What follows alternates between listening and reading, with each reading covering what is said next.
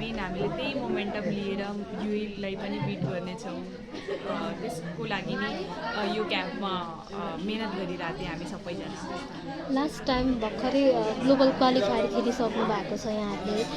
तयारी चाहिँ कस्तो रह्यो? छोटो समयमा नै फेरि अर्को टुर्नामेन्टमा जाँदै हुनुहुन्छ। हजुर, एकदम राम्रो भयो। सर्टेन टाइममा पनि सबैजनाले एकदम मेहनत गर्यो। सर लगायत सम्पूर्ण सपोर्टिङ स्टाफले पनि उत्तिकै सहयोग गर्नुभयो।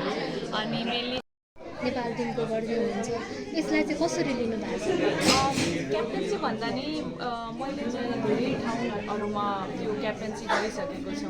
अनि त्यो पहिला 19मा पनि क्याप्टेन्सी गरिसकेको थिएँ। त्यही भएर चाहिँ मलाई केही पनि गाह्रो भएको छैन। अनि मेनली चाहिँ म यो क्याप्टेन्सीलाई चाहिँ एउटा अपर्च्युनिटीको लागि देखिरहेको छु कि बिङ एज अ प्लेयर त हामी सबैजनाले राम्रो खेल्छौँ, तर बिङ एज अ लिडर चाहिँ कसरी टिमको लागि सहयोग गर्न सक्छौँ त्यसको लागि चाहिँ म एज अ लिडर भएर पनि टिममा चाहिँ कसरी कन्ट्रिब्युट गर्न सक्छौँ त्यसको बारेमा चाहिँ बढी फोकस गर्छु। रुबिना जस्तो प्लेयर, सीता जस्तो प्लेयरलाई क्याप्टेन्सी गर्दै हुन्छ यहाँले, त्यसलाई चाहिँ कसरी लिनुभएको छ? अब क्याप्टेन्सी भन्ने बित्तिकै जब हामी लिडर भएपछि त्यो वी डिडन्ट सी कि हाम्रो टिममा को जुनियर हो को सिनियर हो। मेरो लागि चाहिँ सबै प्लेयर एक बराबर नि हो। रिस्पेक्ट दिने ठाउँमा definitely I give them respect, but being as a captain जो पनि म गर्न सक्छु त्यसको लागि म रेडी छु। अनि सँगसँगै त्यो अब क्याप्टन भन्ने बित्तिकै अन्डर 19को एजमा चाहिँ क्याप्टेन्सी पाएर म चाहिँ अब सिनियर भनेर त केही त्यो नर्भस चाहिँ केही हुनेवाला छैन। किनकि लिडर भन्ने बित्तिकै हाम्रो अगाडि सबैजना इक्वल नै हुन्छ। यस्तो टुर्नामेन्ट चाहिँ कतिको जरुरी पर्छ एज अ प्लेयरलाई?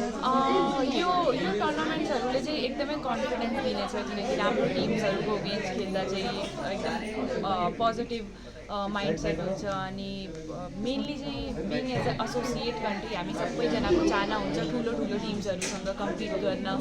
अनि यो म्याचेसहरूले नि एकदमै कन्फिडेन्स दिनेछ आउने दिनहरूको म्याचेसहरूको लागि। पुरुष क्रिकेटको कुरा गर्ने हो भने वर्ल्ड कप खेलिरहेको छ, सो यसलाई चाहिँ मतलब यो सफलतालाई चाहिँ कसरी लिइरहनु भएको छ? एकदमै खुसी लाग्छ।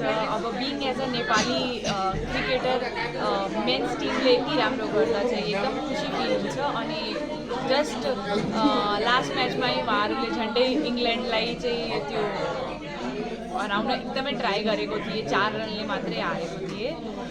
तर त्यो जुन म्याचमा जसरी बोइजहरूले खेलेको थिए त्यो एकदमै प्रेरणादायक थिए। अनि आउने दिनमा हामीहरूले पनि त्यही हिसाबले कम्पिट ठुलो टिमहरूभन्दा पनि हामी कसरी एउटा राम्रो क्रिकेट खेल्न सक्छौँ त्यसको बारेमा चाहिँ बढी मेनली चाहिँ गुड क्रिकेट खेल्ने हो। आफ्नो तर्फबाट जसरी राम्रो क्रिकेट खेल्न सक्छौँ सबैको फोकस नै त्यहाँ छ। नेपालको मेन्स टिम अहिले भारतमा विश्वकपको लागि गएको छ, त्यो टिमलाई कसरी हेर्नु भएको छ? सुपर 8मा पुग्ने उहाँको चान्सहरू कस्तो देख्नुहुन्छ? पक्कै पनि छ।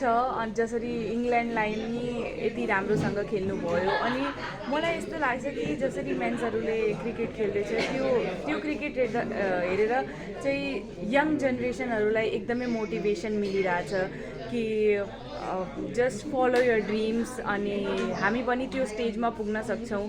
त्यही भएर चाहिँ उहाँहरूले चाहिँ एकदमै वुमेन्स क्रिकेटर्सहरूलाई पनि एकदमै इन्सपिरेसन दिइराख्नु भएको छ। त्यो टिमलाई थोरै शुभकामना सन्देश वा केही छ यहाँको? डेफिनेटली मेरो शुभकामना जहिले नि मेन्स क्रिकेट हो चाहे नेपाली क्रिकेट वुमेन्स क्रिकेट हो पक्कै पनि छँदैछ। बेस्ट विसेस दिन चाहन्छु हाम्रो मेन्स क्रिकेट टिमलाई। जसरी हजुरहरूले राम्रो क्रिकेट खेल्दै हुनुहुन्छ त्यस्तै गरी हामी एकदम प्राउड फिल गरिरहेछौँ तपाईँहरूको गेम हेर्दा। अनि यस्तै राम्रो क्रिकेट खेल्नु होला।